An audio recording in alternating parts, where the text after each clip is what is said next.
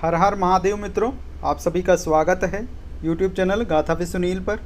Channel को subscribe नहीं कर रखा हो तो सब्सक्राइब कर लीजिए। इस वीडियो में हम चर्चा करेंगे कि भरत और शत्रुघ्न को राम के राज्याभिषेक की सूचना क्यों नहीं दी गई थी। राम के वनगमन के पूर्व होने वाले भगवान राम के राज्याभिषेक समारोह में अयोध्यापुरी को सभी प्रकार से सजाई गई थी। सभी परिजन और सभी लोग आनंद के साथ इस उत्सव में शामिल हुए थे, परंतु भरत और शत्रुघ्न को इसकी सूचना तक नहीं दी गई थी। अमूमन ऐसा होता है कि जब किसी साधारण व्यक्ति के यहाँ भी कोई छोटा मोटा उत्सव होता है या कोई कार्यक्रम होता है तो व्यक्ति सबसे पहले अपने सगे संबंधियों को बुलाता है। यहाँ तो चक्रवर्ती सम्राट महाराज दशरथ के बड़े पुत्र का राज्याभिषेक हो और उनके छोटे पुत्रों को इसकी सूचना ना दी जाए, इसका रहस्य स्पष्ट नहीं हो रहा है।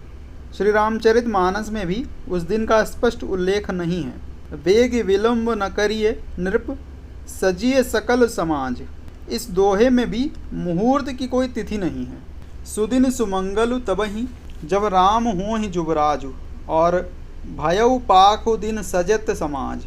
इन दोनों का मिलान करने से भी ऐसा मालूम पड़ता है कि भरत और शत्रुघ्न को सूचना देने का पर्याप्त अवसर था, लेकिन उन्हें सूचना नहीं दी जाती है।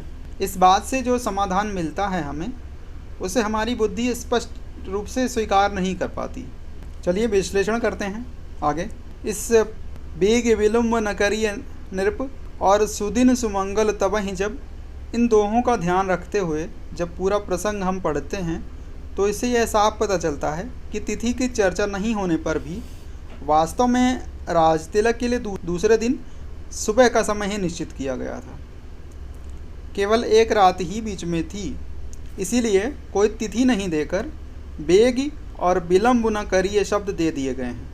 अब बेगी के बाद विलंब न करिए यह वाक्य समय की निकटता पर भी जोर देता है, और इसके लिए और भी प्रसंग और प्रमाण को देखते हैं। प्रमुदित मोहि कहेउ गुरु आजू, राम ही राव देवहु जुबराजू। महाराज दशरथ श्री गुरु वशिष्ठ जी की आज्ञा से बेग विलंब न करिए नृप, अर्थात आज्ञा प्राप्त करके तत्काल लौटते हैं।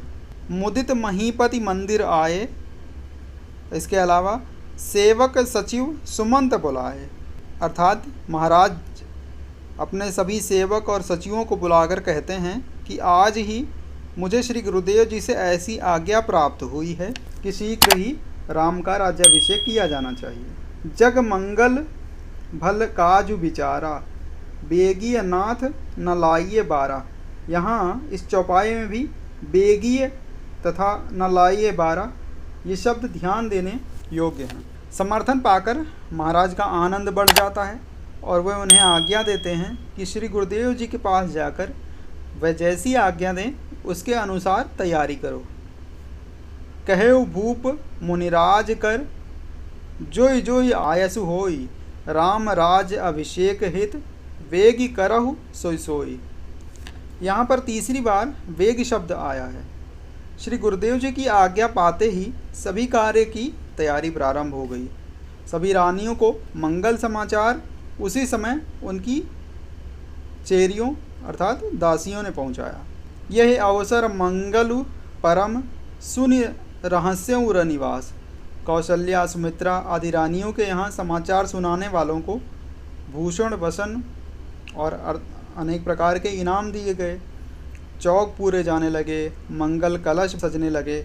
उसी समय मंथरा दासी द्वारा महारानी कैकेयी के पास भी समाचार पहुंचा। एक और चौपाई पर ध्यान देते हैं कि राम राज अभिषेकु सुनी, ही हर्षे नर नारी, लगे सुमंगल सजन सब विधि अनुकूल विचारी।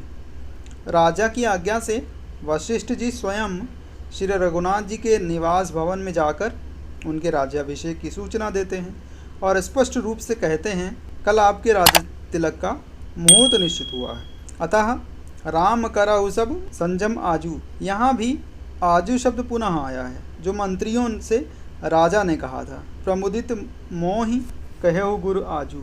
कुछ और चौपाई है, इस पर देखते हैं। हाट बाट घर गली अथाई, कहाँ ही परस्पर लोग लगाई, काली लगन भल केतिक बारा, पूजी ही विध अभिलाषु हमारा। कनक सिंहासन तीय समेता, बैठहि राम होई चित चेता, सकल कहाहि कब होई काली, विवन मनावहि देव कुचाली। इन वचनों से भी भली भांति स्पष्ट हो जाता है कि जिस दिन राज्याभिषेक की मंगल बात आरंभ होती है उसके दूसरे ही दिन उसका मुहूर्त भी निश्चित। यही बात महारानी कैकेयी की और उनके दासी मंथरा के वार्तालाप में भी है। उसी दिन उस उत्सव के आरंभ को देखकर और सुनकर जब मंथरा देव माया से मोहित होकर रानी के महल में जाती है तो श्री राम राज्याभिषेक के संबंध में सूचना देती हुई कहती हैं कि राम ही छाड़ी कुशल केहू आजू, जे ही जानेसु देई जुवराजू। यहाँ भी कैकेयी माता का यही वचन आता है कि राम तिलक जो सांचु ही काली, देऊ मागु मन भावत आली। और जब कैकेयी भी सुरमाया बस वैरिनी ही सुहृद जानी पतियान, तब फिर मंथरा ने भी स्पष्ट कहा है राम ही तिलक काली जो भयऊ, तुम कहाँ विपति बीजु विधि भयऊ। इस पर कैकेयी ने कहा है कि जो विधि पूर्व मनोरथ काली, करो तो ही चखो पूतरियाली। कोप भवन में राजा दशरथ भी कैकेयी को यही शुभ समाचार सुनाते हुए कहते हैं राम ही देऊ काली जुबराजू, सजहि सुलोचनी मंगल साजू। ऊपर जितने भी हमने प्रबल और अकाट्य प्रमाण प्रस्तुत किए हैं उनसे यह सिद्ध होता है कि जिस दिन महाराज दशरथ ने शीशे में अपना श्वेत केश देखा और उनके मन में ये विचार आया कि राम का राज्याभिषेक कर देना चाहिए, उसी दिन उन्होंने ये बात अपने गुरु को सुनाई और उसी दिन यह तय किया गया कि इसी शुभ मुहूर्त में प्रातःकाल ही राम का राज्याभिषेक कर दिया जाए।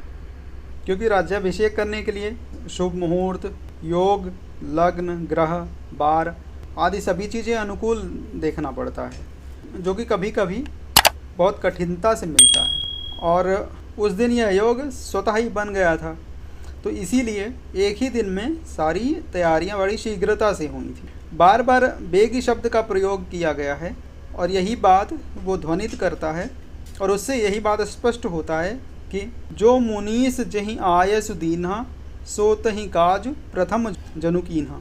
एक ऐसा विचार भी निश्चित जान पड़ता है कि शुभ मुहूर्त में राज्याभिषेक कराने के बाद इसका महोत्सव जो है वो बाद में करा जाए। ऐसा भी हो सकता है कि एक निश्चित किया गया रहा होगा, क्योंकि श्री भरत जी और शत्रुघ्न जी तो वहाँ अयोध्या से बहुत दूर केकय देश में थे और उन्हें तो सूचना देना संभव नहीं था। इसके अतिरिक्त दशरथ के अधीन राजाओं और जनकपुर आदि के संबंधियों को भी इतनी शीघ्रता से कोई भी सूचना नहीं दी जा सकती थी, क्योंकि सभी राजाओं का उपस्थित होना, उनका उपहार लाना, नात गोत्र के लोगों को एकत्रित होना, ये सब इतने कम समय में संभव नहीं था। और यही कारण है कि इस शीघ्रता की वजह से ही श्री भरत जी को भी यह समाचार नहीं पहुंचाया जा सका था। चैनल को सब्सक्राइब करते रहें, वीडियो को शेयर भी करते रहें। धन्यवाद। जय श्री राम।